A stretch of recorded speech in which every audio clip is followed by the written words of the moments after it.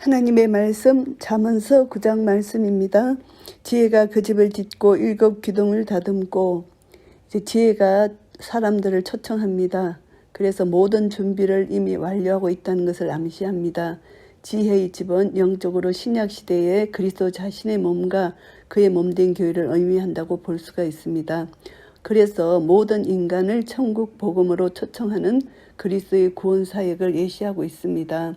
7 기둥을 다듬는다는 이 말씀은 지혜의 집에 속한 부속물이라는 점에서 지혜의 집의 완전성을 암시해 주는 것입니다. 영적 의미에서 지혜의 7가지 신적 속성과 계시록에 나타난 7 교회를 예시하고 있다고 볼 수가 있습니다.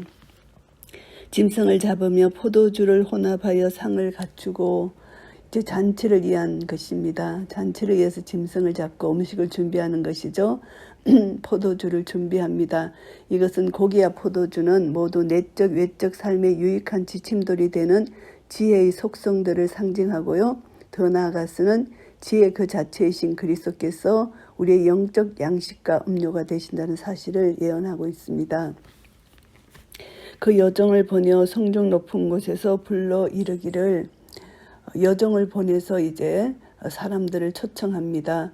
천국 복음의 초청자입니다. 주의 종에 비유될 수가 있겠죠.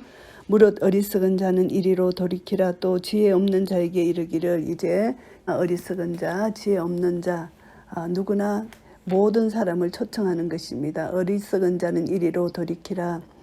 그래서 어리석은 자를 초청하는 것은 그들의 어리석음이 의도적이고 완악한 죄적 성향에서 기인된 것이 아니고 단순히 경험이 없고 분별력이 없는 인격적 미숙함이 있다는 것을 알고 지혜의 교훈을 통해서 충분히 지혜의 길로 돌아올 여지가 있기 때문에 이런 자들을 초청한다는 것이죠. 어리석은 자, 지혜 없는 자를 초청한다는 것입니다. 너는 나서 내 식물을 먹으며 내 혼합한 포도주를 마시고, 그래서 초청해서 이제 그들에게 식물을 먹입니다. 그리스도의 초청 메시지, 영적 양식을 먹인다는 것이죠. 이것이 이제 성만찬의 의례를 우리가 보는 예시한 것으로 또 우리가 또 생각할 수가 있고요. 어리석음을 버리고 생명을 얻으라. 명철의 길을 행하라 하느니라. 어리석은 자는 지금까지 가지고 있던 어리석음 자체를 버리라는 것입니다. 그래서 명철의 길, 지혜의 교훈을 통해서 지시된 길을 명철의 길이라고 하는데요. 어리석은 자로 하여금 그 어리석음을 떠나고 이제 지혜의 교훈에 순종하며 사는 적극적인 삶을 살아라, 이것을 권면하는 말씀이고요.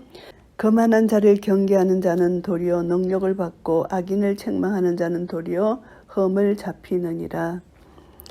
거만한 자를 징계하고 악인을 책망하면은 이들은 도리어 그들의 악으로 말미암아 이들을 멸시하고 조롱하면서 이들을 오히려 해방하는 그런 악을 저지른다는 것입니다. 그래서 악인에 대한 충고는 그들이 오히려 그들을 충고하는 자들을 멸시하고 조롱한다는 것입니다. 그래서 그런 어리석음에 우리가 처할 수 있다는 것을 말씀합니다. 거만한 자를 책망하지 말라. 그가 너를 미워할까 두려우니라. 지혜 있는 자를 책망하라. 그가 너를 사랑하리라. 그래서 이 잠언서 말씀은 거만하고 어리석은 자를 책망하지 말라는 것입니다. 오히려 지혜 있는 자를 책망하면은 그 지혜를 가진 그 인격이 고상하기 때문에 그 책망을 듣고 그들이 고친다는 것이죠. 그리고 그 자기를 권고한 사람을 오히려 사랑하게 된다는 것입니다. 이것이 지혜 있는 자라는 것이죠. 그래서 지혜 있는 자에게 교훈을 더하라. 그가 더욱 지혜로워질 것이요 의로운 사람을 가르치라. 그의 학식이 더하리라. 그래서 지혜 있는 자에게 더 교훈을 주고 의로운 사람을 가르치면은 그의 학식이 더해진다는 것이죠. 그래서 지혜로운 자에게 권면하는 것은 유익한 것이다. 그래서 그 지혜로운 사람이 바로 의로운 사람인데 그의 학식이 더한다는 것입니다. 지혜를 수용해서 점점 그의 도덕적 성품을 겸비한 의로운 자가 그 성품에서 우러나오는 겸손, 포용력, 이해력 때문에 지식이 더 넓어진다. 그래서 기꺼이 받아들이기 때문에 더 의로운 사람은 지혜가 더 커지는 것이죠. 여호와를 경외하는 것이 지혜의 근본이요 거룩하신 자를 아는 것이 명철이니라. 결국은 지혜의 절대적 지향점이 바로 여호와를 경외한다는 것입니다. 여호와 경외의 신앙을 통해서만 하나님을 아는 지식, 명철을 얻게 된다는 것을 말씀하고요.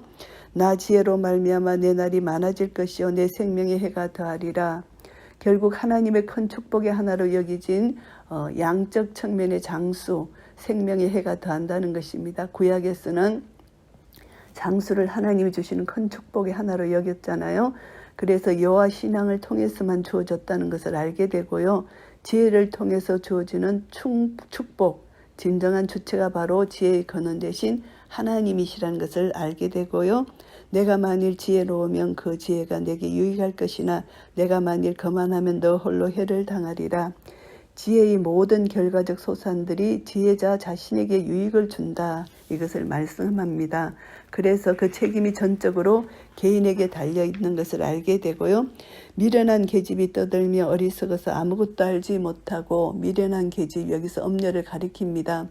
엄녀는 감각적인 쾌락만을 추구해서 도덕적 성품이 극히 불량한 상태에 있는 자입니다. 그래서 엄녀의 소란스럽고 천박한 내적 예적 형태가 지혜자의 사력 있고 신중한 모습과 극히 대조를 이루는 것이고요.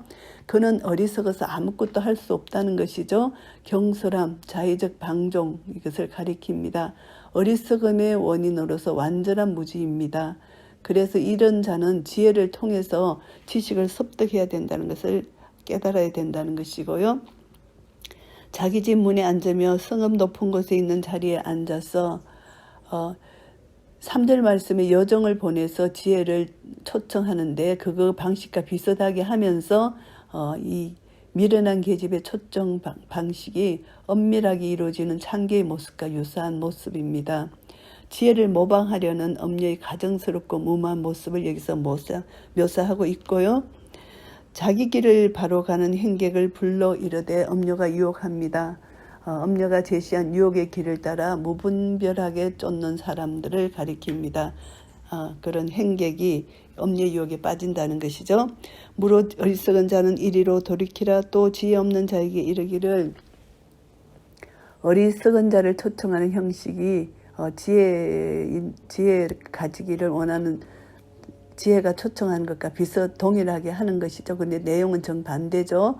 영원한 생명과 영원한 파멸의 죽음, 정반대 길로 가는 것이죠. 그래서 어리석은 자가 지혜 없는 자를 초청합니다. 도둑질한 물이 달고 몰래 먹는 떡이 맛이 있다 하는도다. 이것은 결국 불륜하고 엄란한 성관계를 여기서 가리킵니다. 몰래 먹는 떡도 마찬가지고 육체적인 엄란 행위를 가리킵니다. 그래서 지혜의 공식적인 초청 준비와는 달리 엄녀의 초청이 엄밀하게 이루어지는 금지된 쾌락의 자리라는 것을 말씀하고요. 그래서 본성적으로 죄적 성향을 타고난 인간들에게는 공적으로 금지되고 엄밀하게 이루어지는 행위는 매혹적으로 보일 수밖에 없다. 이렇게 알고 있고요. 오직 그 어리석은 자는 죽은 자가 그의 곳에 있는 것과 그의 객들이 엄부 깊은 곳에 있는 것을 알지 못하느니라. 실질적으로 육적 생명은 유지하고 있지만 영적으로 이미 사망에 이른 자라는 것입니다.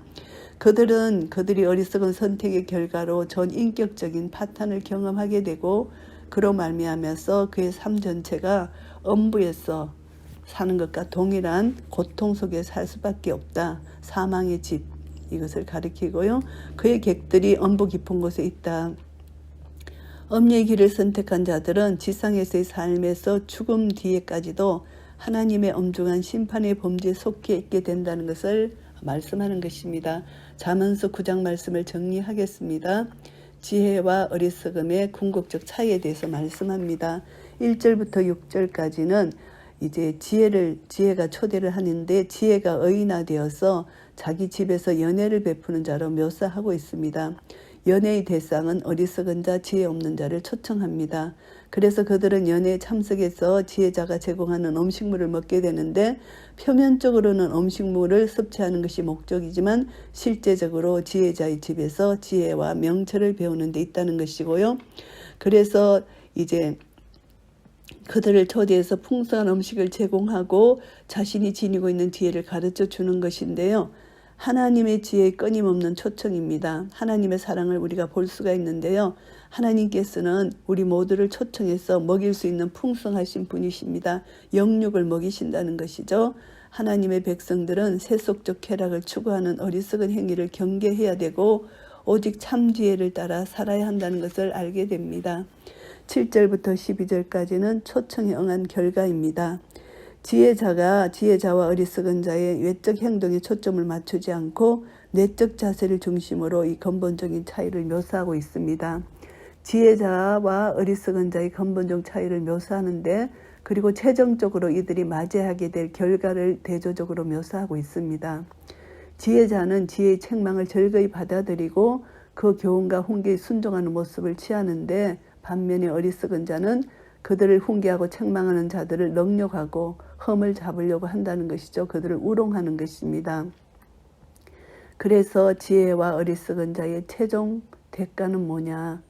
지혜자는 더 많은 생명의 날이 부여되고 어리석은 자는 고통의 해가 뒤따르게 된다는 것이죠. 그래서 하나님의 백성은 하나님의 진리의 교훈과 훈계를 들어야 된다는 것이고요. 그것을 듣지 않을 경우는 고통이 따를 수밖에 없다. 그래서 즐거운 마음으로 하나님 말씀을 경청하고 순종해야 된다는 것을 깨닫게 됩니다.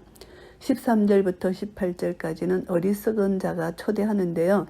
어리석은 것은 엄녀를 여기서 말씀합니다. 그래서 엄녀는 지혜자와 다름없이 자기 집 문 앞에서 그리고 성읍 높은 곳에서 당당히 사람들을 유혹하고 있습니다. 그리고 또 이 엄녀가 사람들에게 가정을 벌이고 혼의 정사에 동참하도록 유혹하고 있고요. 엄밀한 행위의 즐거움을 자극하고 있습니다. 이러한 엄녀의 유혹은 비밀리에 행해지는 음행을 정당화하고 선전하는 악한 말임에 틀림이 없고요. 우매자들은 자신들의 행위가 얼마나 심각한 결과를 초래하는지에 대해서 전혀 깨닫지 못하고 있습니다. 그래서 그들은 자연스럽게 제약된 행위를 즐기게 되는 것입니다.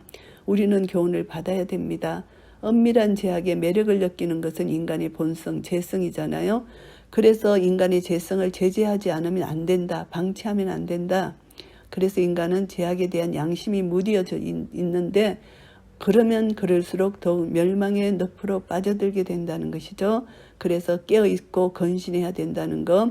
그래서 우리 경건한 우리 성도들은 자신의 욕망을 억제해야 된다는 것입니다. 죄의 소원은 내게 있으나 너는 죄를 다스릴지니라. 하나님 말씀을 기억하고 날마다 성령님의 지배를 받도록 말씀으로 충만히 내 자신의 마음에 채워져야 된다는 것입니다. 그래서 하나님께서 주시는 이 생명의 말씀을 날마다 은혜의 잔치 속에서 이 생명의 말씀을 먹고 마시고 이 생명의 말씀을 통해서 내 영적으로 충만해져서 성령 충만해져서 하나님을 기뻐하고 즐거워하고 하나님께서 주시는 이 말씀을 먹음으로 말미암아 내 영적 양식이 더 풍성해져서 진리를 알지니 진리가 너희를 자유케 하리라. 복음 안에서 자유함을 누릴 수 있는 그런 삶이 된다는 것이죠. 그래서 예수님께서 말씀하십니다. 사람이 떡으로만 살 것이 아니고 하나님의 입으로 나오는 모든 말씀으로 살 것이라고 말씀해 주셨습니다. 우리는 생명의 양식, 말씀으로 살아야 된다. 진리를 떠나서는 아무것도 할 수가 없다. 그래서 인간 세계의 질서는 하나님 말씀으로 이루어지고 말씀을 순종하는 데서 이루어진다는 거, 내가 거룩하니 너희도 거룩하라 말씀해 주셨잖아요. 그래서 우리는 거룩한 삶을 이 땅에서 살고 죽어서도 영원한 생명을 누리는 그런 은혜를 이미 우리에게 주셨기 때문에 복음으로 말미암아 우리는 복음의 충만함과 복음의 온전함을 이미 우리 받았습니다. 예수 그리스도로 말미암아 주어지는 이 복을 받았습니다. 이 복을 받은 자는 이 복을 누려야 됩니다. 그래서 이 복을 누릴 수 있는 것은 날마다 하나님이 공급하시는 영적 양식을 먹고 이 세상을 살아갈 때 하나님이 주신 지혜로 말미암아 살아갈 때 거룩한 삶을 살 수가 있는 것입니다. 거룩한 삶만이 하나님이 기뻐 받으시는 삶이라는 것을 알게 될 때 우리는 날마다 삶 속에서 하나님이 기뻐하시는 영적 제사, 산제사를 드릴 수 있고 하나님 선하시고 기뻐하시고 온전하신 뜻이 무엇인지 분별해서 그 뜻에 온전히 순종하며 나아갈 수 있을 것입니다. 이런 은혜가 우리 모두에게 있으시기를 예수 그리스도 이름으로 축복합니다. 아멘.